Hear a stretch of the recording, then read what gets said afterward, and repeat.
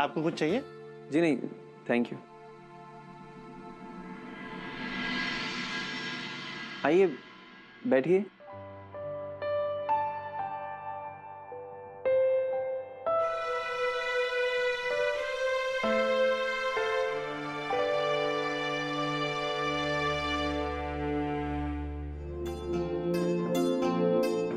महाराज मैं 2 मिनट में आता हूँ। गंगा चल, महाराज जी नाश्ता बना रहे। नहीं, हमें नहीं खाना, तुम जाओ।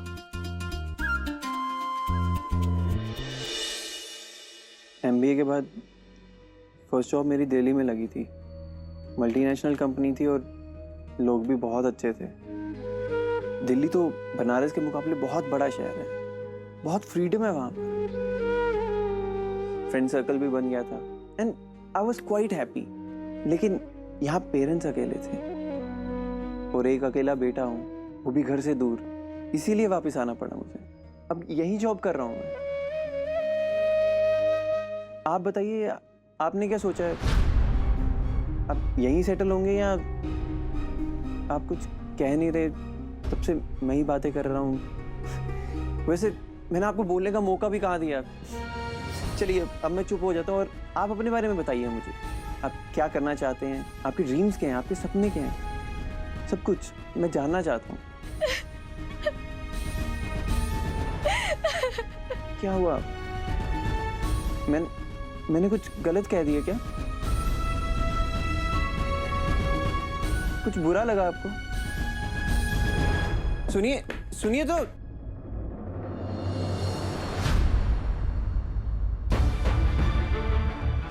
क्या हुआ तुम्हारी दीदी को? वो रो क्यों रही थी? मैंने कुछ गलत कह दिया क्या? हाँ। लेकिन मैं तो सिर्फ उनसे काहे पूछ रहे हो? हमसे पूछो।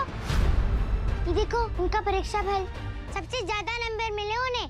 वो पढ़ना चाहती है पर फूफा जी ऐसा नहीं चाहते, जबरदस्ती शादी करवा रहे हैं उनकी। बोलो गलत है कि नहीं? लेकिन मुझे तो किसी ने कुछ नहीं बताया। तुम्हारी दीदी ने भी कुछ नहीं बताया। कैसे बोलेंगी वो? कोई बोलने ही नहीं देता, कोई पूछता नहीं कि क्या करना है उनको। लड़की है ना बेचारी, इसीलिए सबके सब झूठ बोल रहे तुमसे। वो कढ़ाई बुनाई दीदी ने नहीं बनाई और वो जलेबी कचौड़ी वो भी नहीं। तभी तो डर रही है कि अगर शादी हो गई तो तुम बोलोगे जलेबी बनाओ, तो कैसे बनाएंगी? और फिर तुम्हारी मैया डांट लगाएंगी ना उनको कि कुछ आता ही नहीं। और बेटा क्या क्या झूठ बोल रहे हैं सबके सब?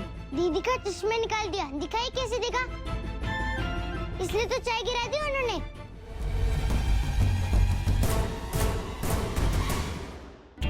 अगर दृष्टि मुझसे शादी करना चाहती है और शादी के बाद वो पढ़ाई करना चाहती है तो मुझे बहुत अच्छा लगेगा। मैं एमबीए हूँ तो मेरी वाइफ भी एटलीस्ट ग्रेजुएट तो होनी चाहिए ना।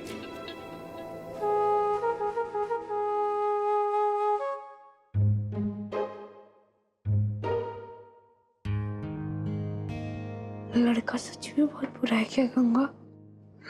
बहुत बुरा, बिल्कुल भी अच्छा नहीं है वो।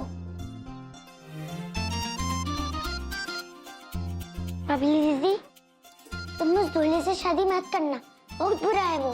तुम्हें कैसे पता? अरे पता है, बहुत चालाक है वो। जब तुम वहाँ से रोते रोते चली गई थी ना, तब वो समझ गया कि तुम तो शादी करोगी नहीं, तो बदमाश हमसे शादी की बात करने लगा। बताओ बुरा है कि नहीं? उन्होंने गलत कहाँ कहा? अगर मैं भी लड़का होती ना तो तुमसे ही शादी करती। तुम समझ क्यों नहीं रही हो? तुमने सब सच सच बताया उसे। तुम्हारा परीक्षा फल भी दिखाया, चश्मे की बात भी बोली, पर फिर भी वो लड़का शादी के लिए तैयार हो गया है, इसलिए तुझे तकलीफ हो रही है ना?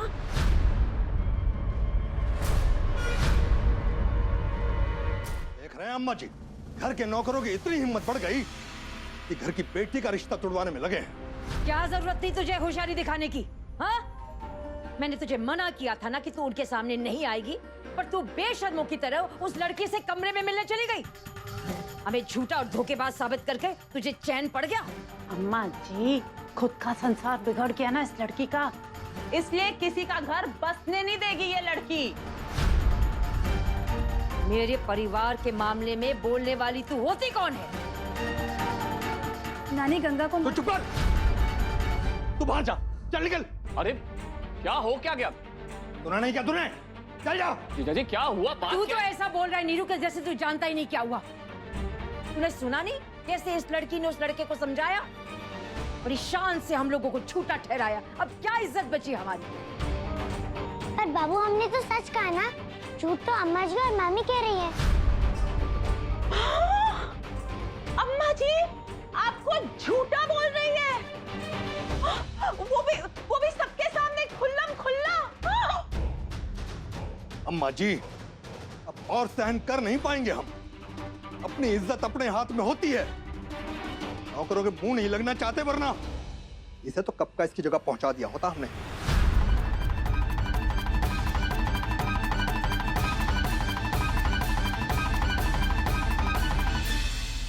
मैं उसको इसकी सही जवाब को चलो मेरे साथ चल। छोड़िए ना अम्मा जी, आप ही कहती हैं अंत भला तो सब भला। और गंगा ने तो एक तरह से बबली की नहीं हमारी भी मदद की। लड़के को हमारी बबली पसंद आ गई, यही चाहते थे ना हम। फिर इस बच्ची पर क्यों नाराज हो रही है? खुशी का मौका है, हमारी बबली के लिए इतना अच्छा लड़का मिल गया हमें, भूल जाइए ना जो हो गया। हाँ भूल जाती हूँ, इसी के सामने इसके गुण गाया कर, जाने कल क्या करेगी। आप गंगा की चिंता मत कीजिए, मैं समझाता हूं इसे, अब ऐसा नहीं होगा। आओ गंगा, चल मेरे साथ। हमें सब लोग काहे सुना रहे हैं बाबू? हमने क्या किया है?